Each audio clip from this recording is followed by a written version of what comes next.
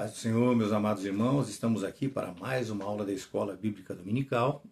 Nós estamos nesse terceiro trimestre falando sobre a igreja em Jerusalém e nesta nossa aula de hoje nós estaremos falando sobre uma igreja fiel à pregação do Evangelho. É um contexto bem amplo, nós poderíamos falar muita coisa, mas vamos sintetizar o máximo possível, meus amados. Espero que vocês tenham passado uma semana maravilhosa na presença de Deus e que todos nós possamos estar hoje aqui dispostos verdadeiramente a aprender e com os ouvidos ungidos para entender tudo que será dito nesta nossa aula de hoje. Amém? Vamos lá, meus amados. Para iniciar esta nossa aula é necessário eu deixar algumas coisas postas já de início aqui para os nossos irmãos, né?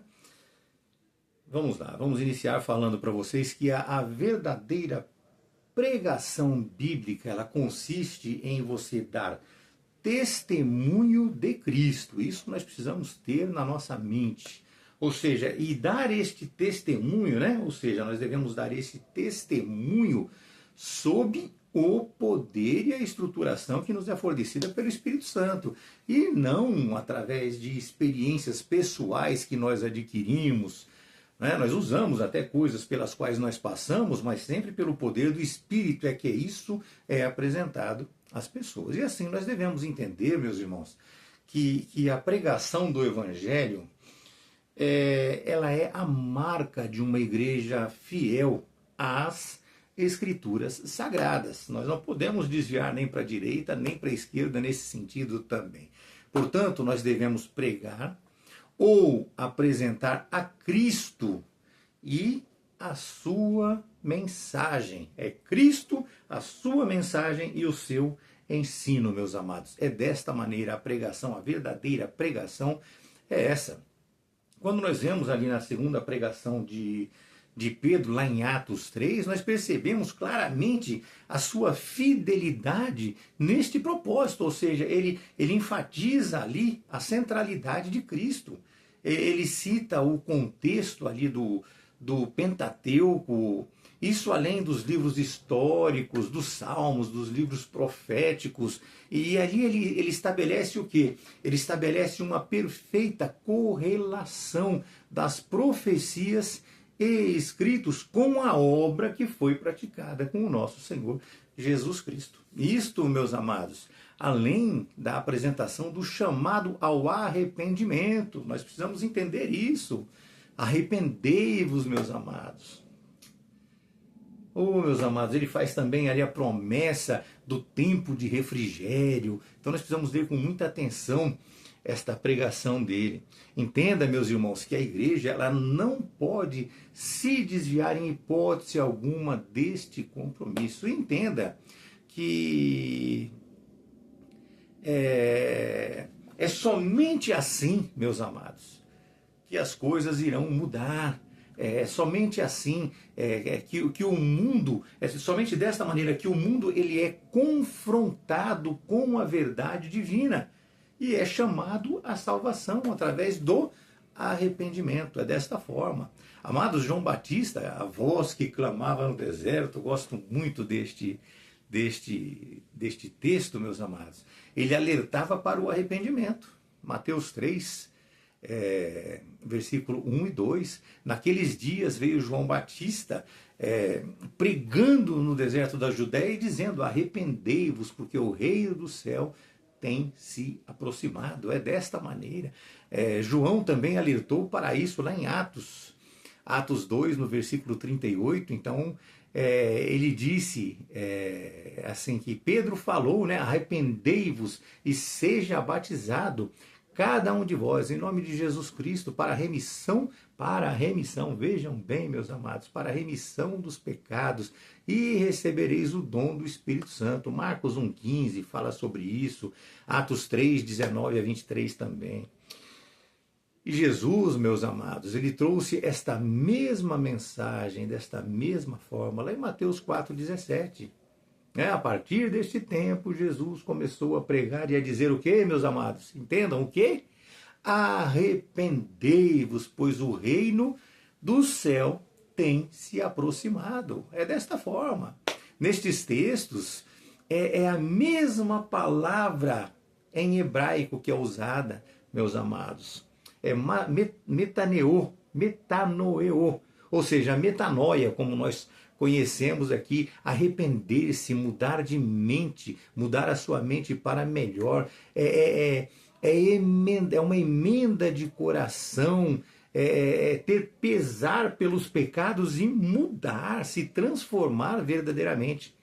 Entenda, portanto, que Jesus, meus amados irmãos, ele é sim amor, como nós ouvimos hoje nos quatro cantos da terra, por aí, não é verdade? Porém, o que nós não podemos nos esquecer e deixar passar pelo lado da gente é que o amor dele deriva da sua justiça. Se não fosse assim, qual seria o motivo deste pedido de arrependimento para a salvação? Não é verdade? Então nós precisamos estar arrependidos e nos reconciliarmos com Deus e seguir uma linha reta de conduta no sentido do reino de Deus para que nós possamos obter a salvação. É dessa maneira.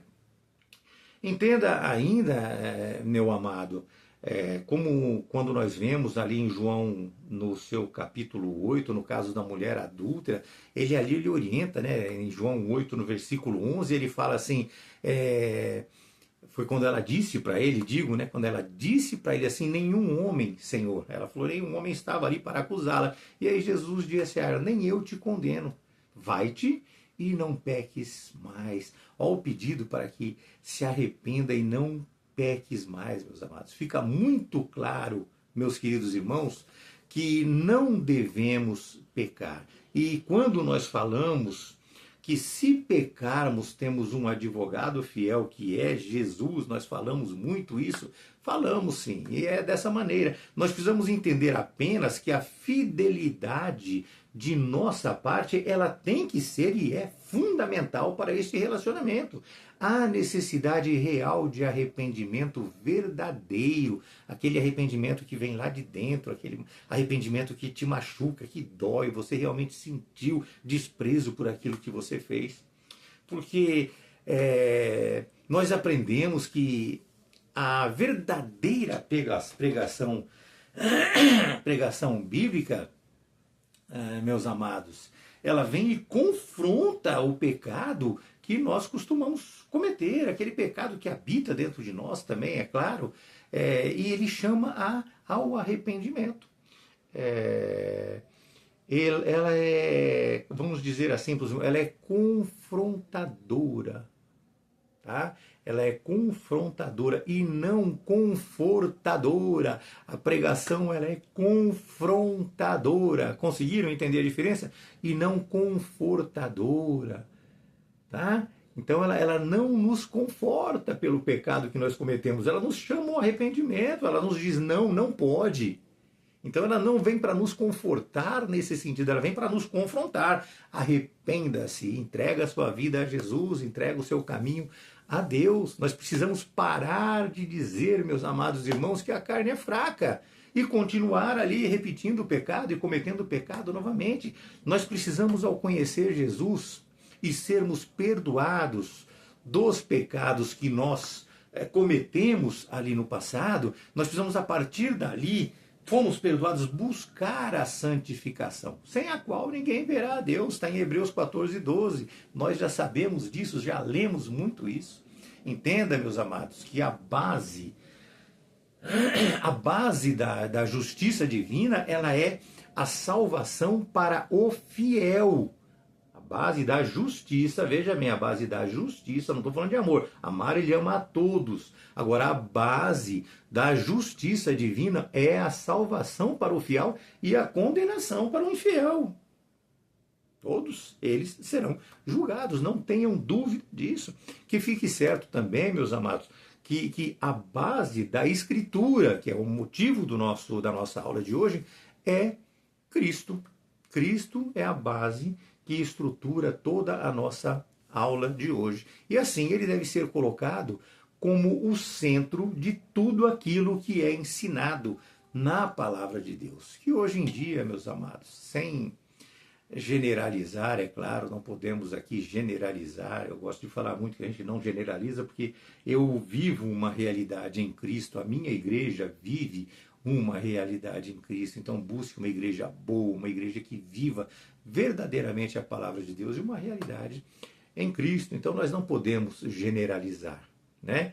Nós vemos muitas vezes pregações por aí, então nós vemos nelas ali o contar de histórias, nós vemos ali adaptações de textos para confortar o coração das pessoas, um texto fora do contexto expresso das escrituras, né? Fora do contexto. É o texto da escritura, mas tirado daquele contexto da escritura para apresentar conforto, para, sabe, apacentar o coração da pessoa, mas não no sentido de acalmá-la, no sentido de convencê-la. É diferente.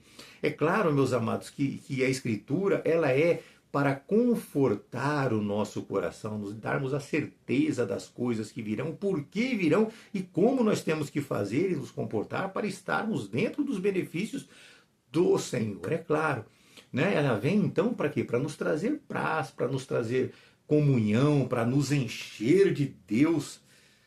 Né? Mas o que está acontecendo é a dificuldade que está sendo posta aqui para os irmãos hoje.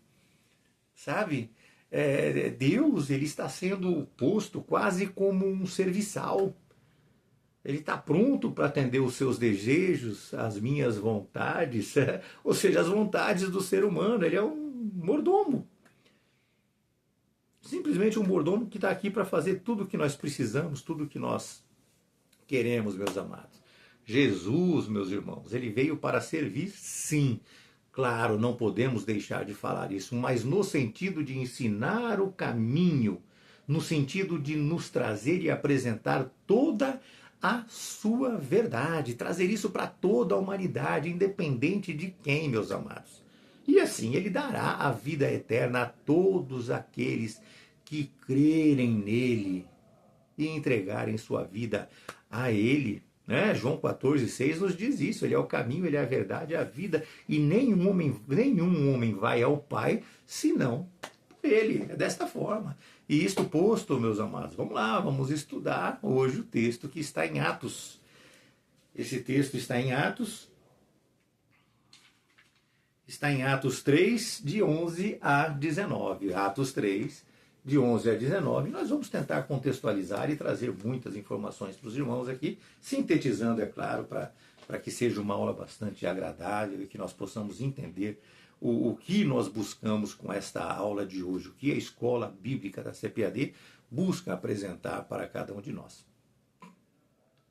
O que nós precisamos entender, meus irmãos, é que a igreja não é lugar de desabafos pessoais, sabe? Nós vemos pregadores e pessoas falando lá na frente, desabafando. Então a igreja não é lugar para desabafos pessoais, mas sim é um lugar de pregar as escrituras sagradas, é um lugar de louvar e adorar a Deus, meus amados, dar testemunho, glorificar a Deus através dos testemunhos. É isso.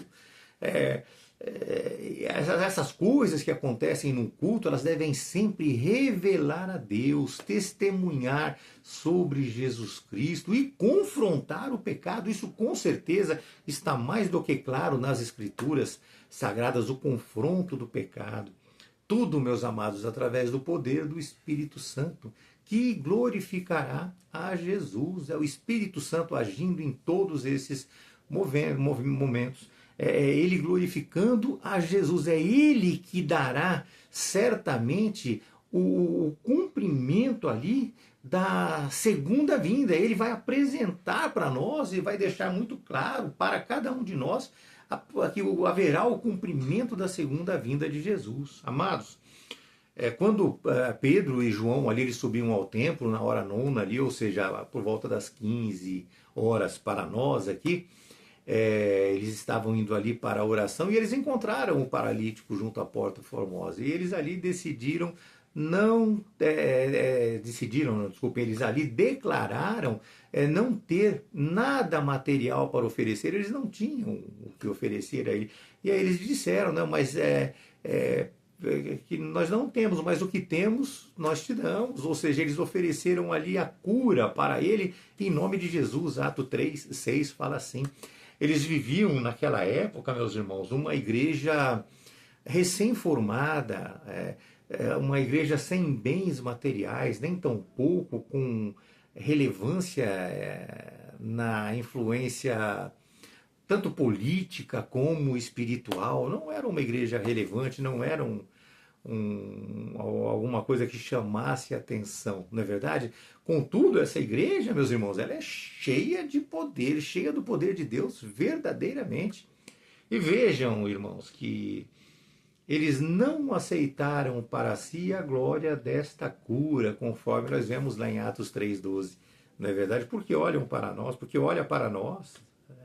Tudo que foi feito por Jesus Cristo. É dessa maneira, aquele que vocês crucificaram. Amados, logo após isso, Pedro sai, ele prega novamente. E entendam que assim como em sua primeira pregação, lá em Atos 2:14, Atos 2, do versículo 14 até o versículo 40, nesta segunda pregação que nós vemos aqui em Atos 3, do versículo 1 ao versículo 26, é o Espírito Santo o agente que traz destes eventos. É o Espírito Santo que está ali agindo por detrás, né, de tudo o que está acontecendo ali. Assim, o Espírito Santo glorifica a Jesus em meio ao povo, através de seus apóstolos. Eles estavam pregando e através deles, Jesus Cristo era glorificado. Sobre o fundamento, meus amados, exato da palavra de Deus, que é o que nós estamos apresentando para os irmãos hoje. Essa deve ser sempre a base sólida para todo o cristão, a palavra de Deus. Vocês lembram que os bereanos, quando pregavam para eles, iam e conferiam na palavra de Deus? Nós precisamos aprender essas coisas também. É desta maneira, né? É desta maneira, tanto para o nosso próprio balizamento, ou seja, para o balizamento da época lá dos apóstolos, hoje para o nosso, também é desta maneira para os ouvintes que a reconhecem como sendo pregada. Então eles têm que reconhecer elas como vindo verdadeiramente de Deus, não é de qualquer forma, não. É assim, meus amados, é assim. A gente até não quer comentar certas coisas, mas é muito difícil. Vamos lá, meus amados, vamos entrar, vamos prosseguir, vamos ver onde nós chegamos com isso. Meus amados, os sacerdotes, o capitão do templo, os saduceus, eles vieram ali sobre os apóstolos, por fim detiveram os dois, e depois eles não puderam ali ver o resultado. É lógico, Pedro também não pôde, né? Eles não puderam ver ali o resultado desta pregação. Porém, o registro bíblico apresenta o número de quase 5.000 pessoas que creram, e eu acredito que muito mais, porque existiam famílias envolvidas, é claro, né? O que precisa ficar muito claro aqui aos irmãos é que, assim como Pedro, Paulo deixa claro que a sua pregação era por palavras, mas também pelos seus atos, meus irmãos, pelo seu comportamento. E assim deve ser conosco também. Não adianta nós sermos que nem fariseus, falar uma coisa e praticarmos outra. Nós seremos totalmente desqualificados na relação com Deus, na relação com os seres humanos, e aí nós seremos rejeitados ao chegarmos lá. Seremos com certeza. Não vos conheço. É desta forma. A nossa recepção será assim, se nós verdadeiramente não tivermos uma comunhão com Deus. Ou seja, deve-se ser imitador de Cristo em todos os aspectos possíveis, meus irmãos. 1 Coríntios 2, no versículo 4. Isto, meus irmãos, vem através de uma experiência constante de comunhão com Cristo, através da presença do Espírito Santo na nossa vida. E hoje, meus amados, infelizmente hoje, meus irmãos, mencionam ou falam de Cristo. Mencionam ou falam de Cristo. Tá certo? Mas na igreja primitiva não era dessa forma. Na igreja primitiva, eles tacitamente eles apresentavam a Cristo. Ele não era mencionado. Aqui hoje mencionam, sem generalizar, falo mais uma vez, hoje mencionam a Cristo. Naquela época eles apresentavam a Cristo, eles testemunhavam o seu evangelho como poder sobre todas as pessoas. E assim o Espírito Santo era apresentado como aquele que batiza com o Espírito Santo. E eu acredito, meus irmãos, que todos lembrem do sermão de Estevão. Ele morreu por isso, nós sabemos disso. Ele foi aos céus, ele viu o céu aberto, meus amados. É o maior sermão do livro de Atos, está lá no capítulo 7. Temos também o registro neste livro de mais 7 sermões de Paulo no livro de Atos, é claro, né? Mais 7 sermões de Paulo, além dos 3 sermões de Pedro, que nós estamos estudando hoje. Um deles, o segundo sermão de Pedro. Hoje, meus amados, nós aprenderemos aqui, como já vimos em aulas passadas, que Pedro, ele foi o primeiro apóstolo dos gentios, ao contrário que muitas pessoas falam que foi Paulo, né? Não, ele foi o primeiro. Por quê? Porque ele apresentou o evangelho ali a Cornélio. Nós já falamos isso em aulas passadas também. Então não se esqueçam disso, né? Ocorre que por volta do final do 2º século da era cristã, surgiu ali uma visão crítica, sabe? Surgiu ali uma visão crítica que mostrava ou dizia, né, que os carismas, na teologia, meus irmãos, os carismas se referem aos dons concedidos pelo Espírito Santo para o benefício da igreja. Ou seja, é habilidade de cura, são profecias, discernimento, entre outras coisas, o falar em línguas. Então, são os carismas da igreja, é o poder, são os dons do Espírito Santo. E aí surgiu essa teoria, ou a teologia cessacionista. Né? Ela foi influenciada aí pelo liberalismo teológico e ela apresenta como certa a cessação de todos esses carismas ou de todos esses dons.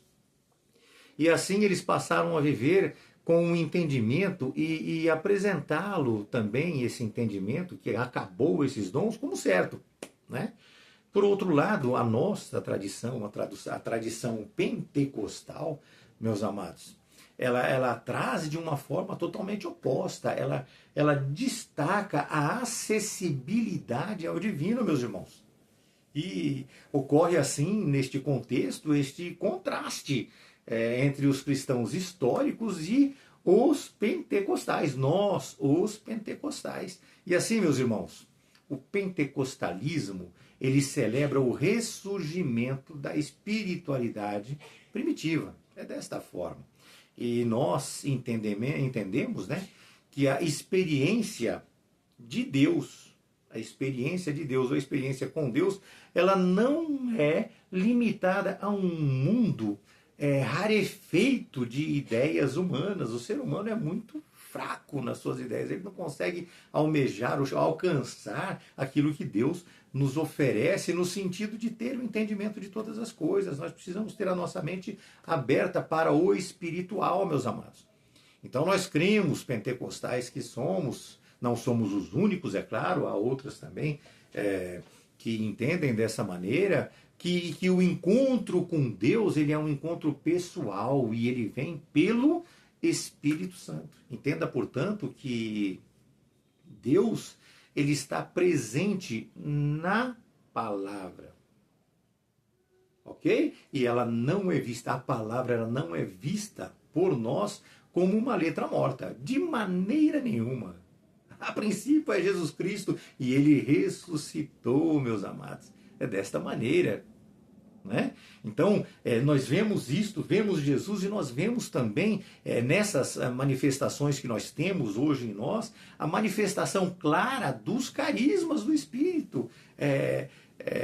Isso vem e nós vivemos isso no dia a dia da nossa igreja. Né? É dessa maneira, então, nós vivemos e convivemos com isso diariamente, meus amados. Mas vamos aprender alguma coisinha a mais aqui.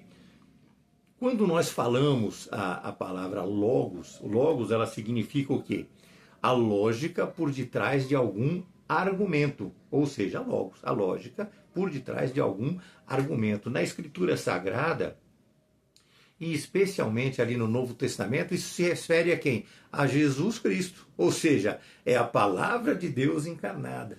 Ok? Então, Jesus Cristo é o nosso Logos, ele é a palavra de Deus. E quando nós falamos de pneuma, isto significa o quê? Pneuma significa sopro, significa respiração.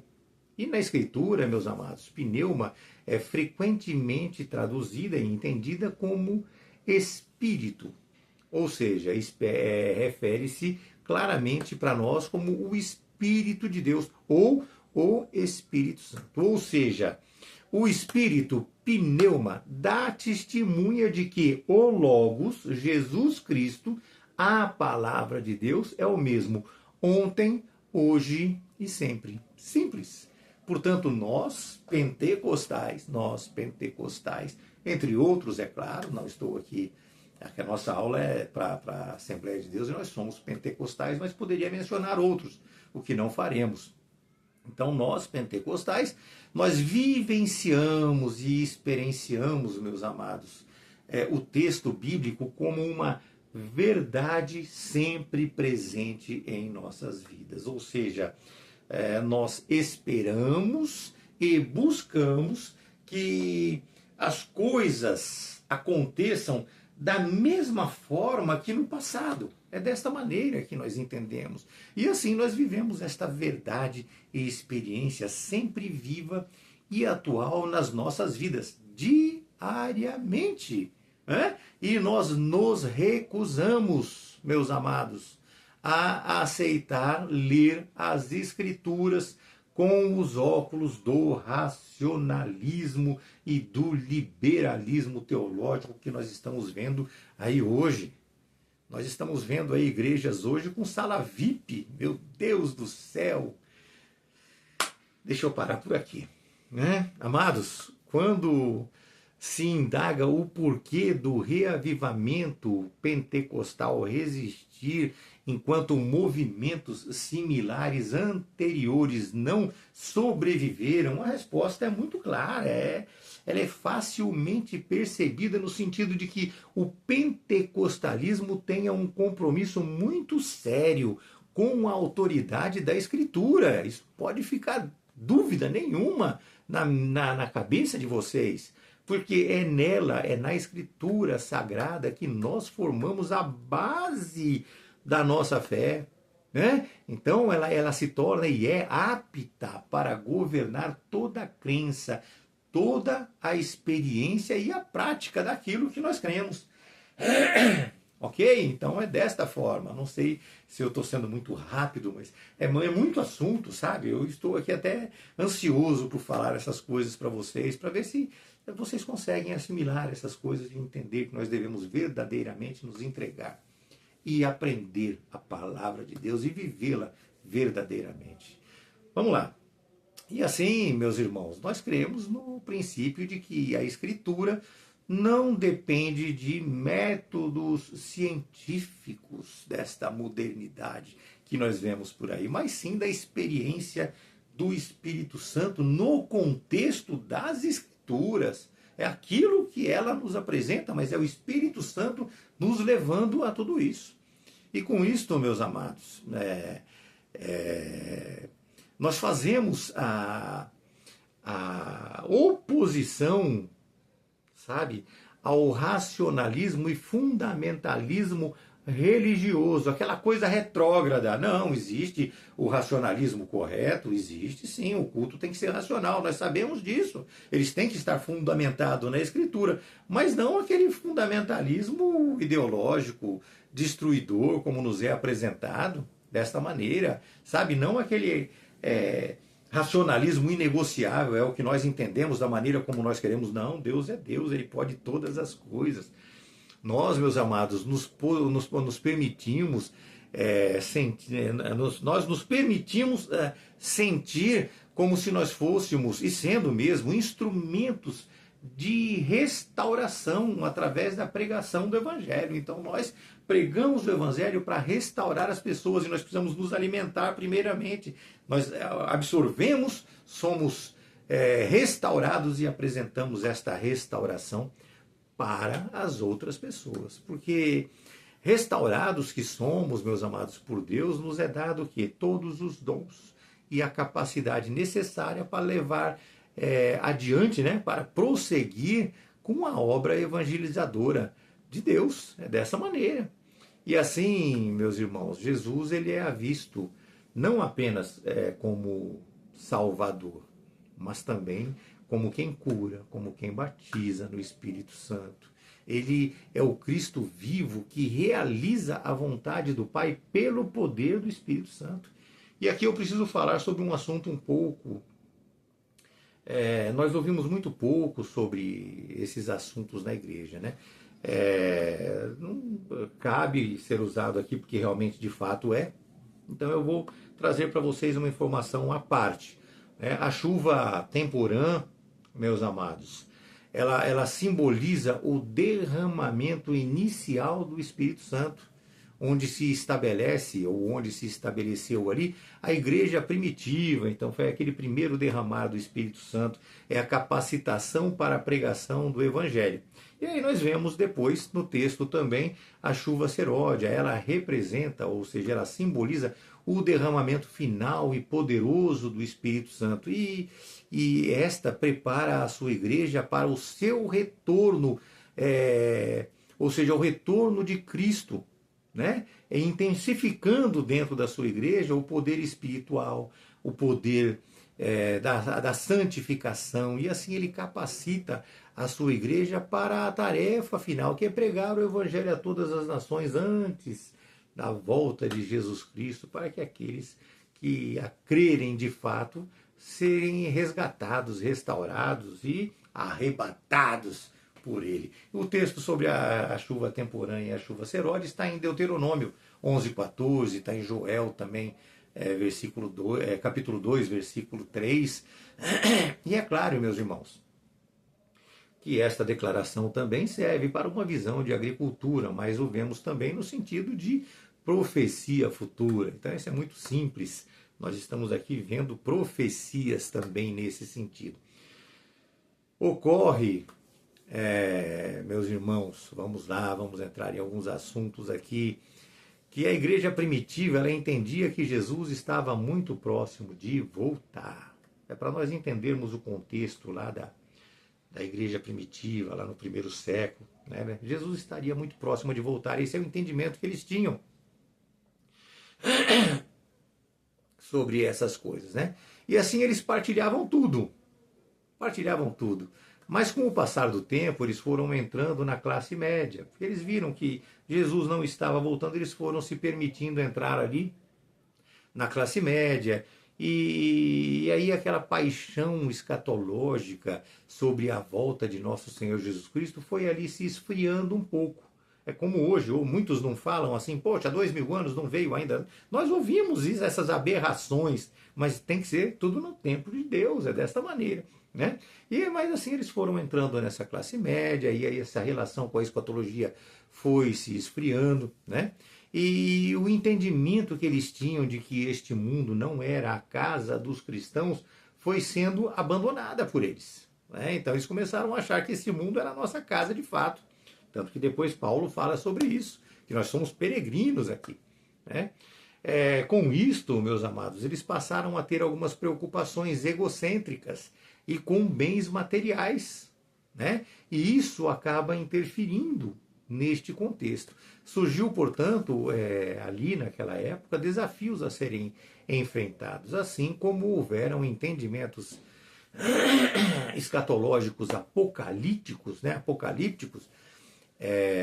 Entendimentos também dualistas no sentido assim cronológico de tempo. Em outras palavras, a igreja ela precisava manter os olhos no céu, sem dúvida nenhuma, mas sem se esquecer, aqui já é o ensino para nós, para os irmãos, a igreja já mesmo naquela época ela precisava manter os olhos nos ares, em nosso Senhor Jesus Cristo, em Deus, na espiritualidade, no céu, né? Mas sem se esquecer de que ela ainda está aqui na terra. Então ela deve, portanto, cuidar da alma, como nós temos cuidado aqui, porém sem nos esquecermos do corpo. É cuidar do espiritual sem negligenciar o material. É desta maneira. Ou seja, é pregar a vinda de Cristo, pregar a vinda de Cristo, pregar a sua escatologia apocalíptica, é claro, sem negar uma maior consciência social. Ou seja,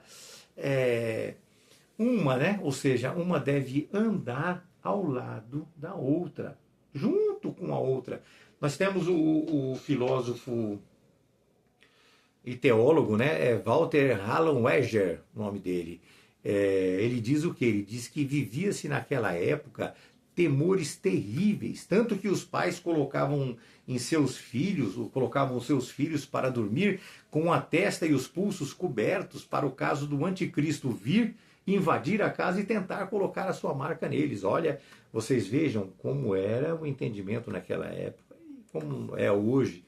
É um comparativo bem, vamos dizer assim, desequilibrado, para nós até uma coisa irracional, mas não, era a realidade vivida naquela época. Amados, como são as pregações hoje? Vamos entrar aqui num ponto bem crucial. Como são, meus amados? É difícil, né? Afinal, meus amados, ela enaltece ou aponta para Cristo? Elas são uma autoajuda? São pregações psicológicas? São pregações filosóficas? São pregações humanísticas? Nós vemos todas elas. Ouvimos todas elas. É que a pessoa que tem um pouco menos de conhecimento não consegue distinguir, mas nós vemos todas elas nos púlpitos hoje em dia. O que nós precisamos entender, meus amados, é que a igreja, para ser fiel, ela precisa pregar a Escritura Sagrada. É isso que nós estamos apresentando aos irmãos hoje. E cada um tem a sua personalidade. Nós precisamos entender isso. Eu, particularmente, não gosto de grito na igreja, mas é uma coisa pessoal minha, entendam isso. Como eu respeito a posição de vocês, respeitem a minha. Eu não gosto, eu acho que me incomoda, sabe? Mas, desculpem eu até me posicionar o que eu penso, mas é dessa forma que eu penso. Então, cada um tem o seu pensamento, mas eu vou deixar isso muito claro aqui. Então, meus amados, cada um tem a sua personalidade. É isso que eu preciso deixar claro para vocês. Então nós teremos pregações calmas, nós teremos pregações mais agitadas, nós vamos ter até pregações explosivas. Agora isso é pessoal, como eu acabei de falar para vocês. Cada pessoa tem uma personalidade, se comporta de um jeito, pensa de uma maneira. E nós não podemos interferir nesta relação, porque nós podemos, com isso, atrapalhar a fé da pessoa, interferir na fé da pessoa. Então ela tem que ser livre, ela tem que ser ensinada de acordo com as doutrinas de Deus, e aí ela pode se corrigir por ela. Mas nós não podemos e não devemos interferir nesse sentido. A pessoa tem que se elevar a Cristo, né? Não sem esquecer, é lógico, que há necessidade de um culto racional dentro da igreja. Há necessidade de um equilíbrio de relacionamento entre as pessoas para que o culto seja o mais equilibrado possível. Então, esse tipo de pregação, esses tipos de comportamento, meus amados, faz parte do ser humano. Né? Nós podemos discordar ou não. Eu já coloquei minha posição de uma coisa que eu não concordo, mas eu não vou fazer nada quanto a isso e aceito. Eu não concordo, mas eu sou obrigado a aceitar, porque é isso que diz a palavra de Deus. Agora, o que deve de fato importar, meus amados, na pregação, se ela é calma, se ela não é, se é agitada, se não é, se é gritada, se não é o conteúdo. O que deve importar é o conteúdo, é aquilo que você está ouvindo. Ok? É isso, meus amados. E apenas isso. É desta maneira, é isso que importa para nós, é o conteúdo, aquilo que está sendo dito. É apenas isso que agride a pregação, a falta do conteúdo das Escrituras, a manipulação da pregação. A pregação, meus irmãos, ela tem que revelar Deus, como nós já temos falado. Ela tem que colocar Deus no centro, dar a Ele toda a honra, toda a glória, glorificar a Jesus e apresentá-lo. Se não for assim, não é uma pregação bíblica. Simples. Se não for dessa maneira, não é uma pregação bíblica, meus irmãos. Hoje, meus amados, tiraram o Cristo da cruz. Desculpe a maneira como eu estou falando, como eu falei no começo, unjam seus ouvidos. Hoje, eles tiraram o Cristo da cruz, deixaram o Cristo do você pode, do você vai, do você consegue. Esta semana vai ser a melhor semana da sua vida. Este mês o melhor mês da sua vida. Este ano vai ser o melhor ano da sua vida. A sua promessa, ela está chegando. O seu processo na justiça, ele vai sair. Vejam, meus irmãos, Pedro apresenta um Jesus crucificado. Entendam isso, entendam desta maneira. Um Jesus crucificado. O arrependei-vos, meus irmãos, está desconectado da maioria dos púlpitos ou igrejas que nós vemos por aí. Hoje muitos choram. Não é errado chorar, temos que chorar na presença do Senhor, mas arrepender-se não é chorar. Arrepender-se é mudar de vida e não pecar mais. É mudança de vida, ou techuvá.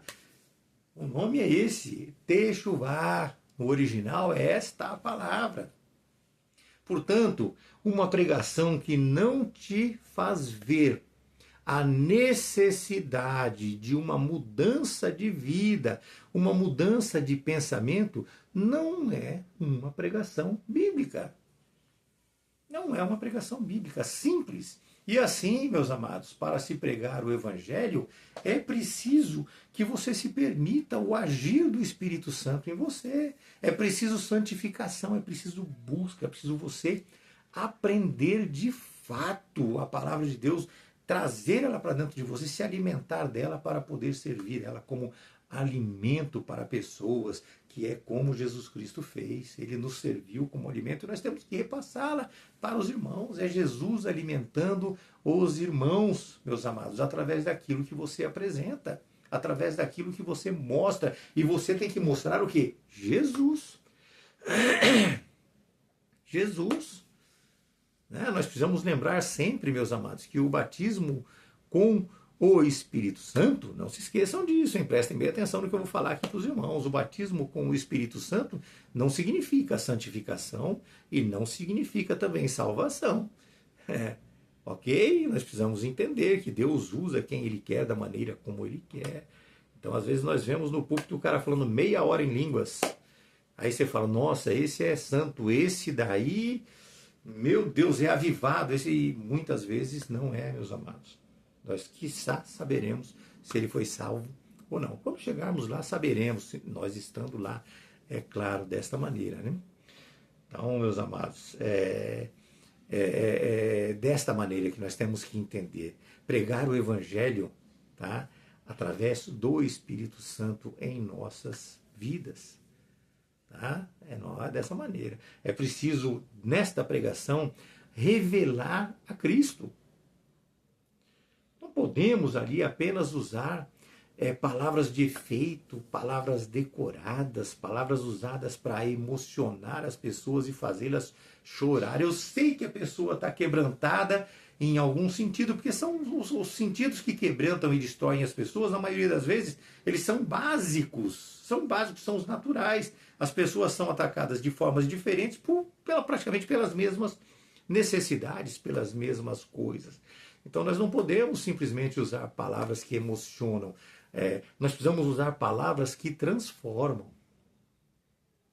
Né? E, infelizmente, hoje, meus amados, até mesmo o ouvinte, a própria pessoa que está indo na igreja, ela está indo lá buscar o quê? Esta palavra de conforto, essa palavra de auxílio. Conforto, se fosse em Jesus Cristo, sim, mas não, é uma palavra de autoajuda, vamos dizer assim. A Bíblia eu considero a maior escritura de autoajuda. Nós aprendemos ali, é uma autoajuda verdadeira, mas firmados em Cristo, firmados em Deus, não buscando em você mesmo o seu poder, a sua força, a sua evolução, o seu crescimento, como nós vemos aí, e o pessoal bate com a mão assim, sabe, meus irmãos? Aprendam, prestem atenção, entendam o que é verdadeiramente a palavra de Deus. Estão jogando hoje em dia, meus irmãos, 2000 e poucos anos aí de evangelho fora. Em prol o quê? Em prol de benefício pessoal para as pessoas. Né? Estão buscando, inclusive, a inteligência artificial, né? Ao invés de buscar o quê? Através do Espírito Santo. Sabe? A pregação, ela deve nascer do relacionamento com Deus, ela deve te mudar. E através dela, através desse relacionamento, dessa busca, que ela vai mudar você e vai mudar o seu próximo. Sabe? A inteligência artificial, você coloca uma pergunta lá e aí ela pega e vem para cima de você e tome. Aqui está respondido. Mas, meus irmãos, cadê o relacionamento? Ela te passou todas as informações. Mas e você não foi buscar, você não se debruçou ali, você não se entregou espiritualmente aquilo, simplesmente você mandou uma pessoa fazer um trabalho da faculdade para você que você nem leu profundamente, você nem se aprimorou, nem esteve nele de verdade. Sabe? Vai funcionar? Não sei, quem sabe, não é verdade? Eu discordo totalmente desse sentido. Sabe? Nós precisamos voltar a pregar a volta de Jesus, porque a sociedade ela está cada vez mais indiferente a isso. Aprenda, meus irmãos, aprenda que quanto mais longe das Escrituras você está, mais perto, sabe? Nós estaremos, e você estará também, é claro, das perversões. É desta maneira. Hoje, o que mais se vê é o teatro gospel, um espetáculo que se busca a visibilidade, uma roupa mais bonita do que a outra, uma pessoa sempre sendo uma melhor do que a outra, jogos de... Sala VIP, pronto, vamos falar sala VIP, agora você paga para ter o banheiro do lado da sua cadeira na igreja. Não vou entrar em detalhes. Não vou entrar em detalhes. Descubram, sejam curiosos, aprendam sobre essas coisas. Sabe? É difícil, eu ia falar uma coisa. Eu vou falar uma coisa. A hora que a gente chegar no céu, chegando nós no céu, é claro, nós estamos nos esforçando para isso, nós vamos chegar lá e vamos estar ao lado de Jesus do lado. Nós vamos ter ali uma biquinha de água, nós vamos ter ali um banheiro à nossa disposição, nós vamos ter tudo ali, nós vamos ser servidos como se nós estivéssemos, assim, como é que eu vou dizer para vocês, numa sala VIP, num lugar assim onde tudo é oferecido para nós. Não é dessa maneira, meus irmãos. Sabe, o pessoal, essas pessoas que estão pregando um evangelho deturpado, elas estão apresentando uma fé que é vendida como se fosse uma mercadoria. Tudo feito com segundas intenções materiais. Se fosse com segundas intenções espirituais, ótimo, mas são segundas intenções materiais.